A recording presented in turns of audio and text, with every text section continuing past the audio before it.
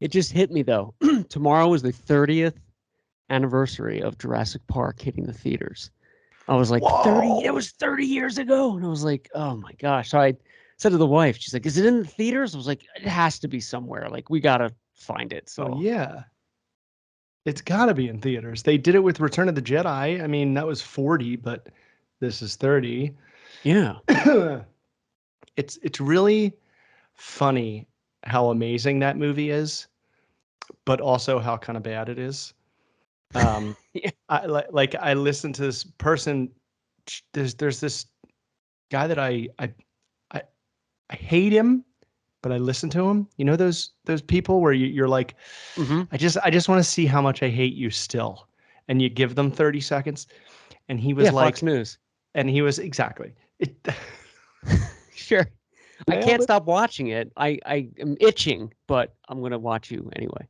It's on all day in my office in the break room, and it's Oh, it's like, dude, when I walk in there in oh my yeah. head, I can predict what I'm gonna see.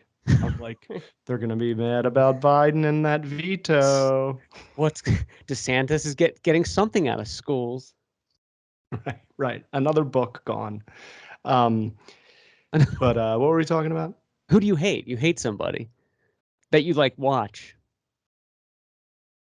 He's a movie guy, like a movie reviewer, and he's just like a regular dude. Oh, okay. Uh, his name is Ronan. I think he's like a struggling comedian, but he's not. He's like he's from somewhere Rana. else. Yeah, right. With a name like Ronan Hirschberg. So he's like Jewish, but he's like Or, a different kind of Jewish. yeah, he's already not playing by the rules. Like, I'm gonna go out here and just piss you off. Ronan. So anyway, he goes he does it with this other guy, and he's like Jurassic Park, a little overrated. And the other guy's like, what are you talking about? It's like one of the Yeah, most timeless, rewatchable movies of all time. It like changed so many things. And it's just got that beautiful Spielberg bow on it. And the guy goes, that's the problem, the bow. The bow is just so weak. It's a weak script. The kids, I hate the kids. And like he starts like going through all these points where I'm like, shit, yeah, we were kind of blinded by like the just achievement that it was. That when you oh break yeah, it down on a film level, it's like, yeah, yeah, yeah. a little unrealistic. See that I always thought that way. That's actually a good assessment. If you take I out know. all the pieces, it if you take out like two of the pieces of the pie, it's not that good.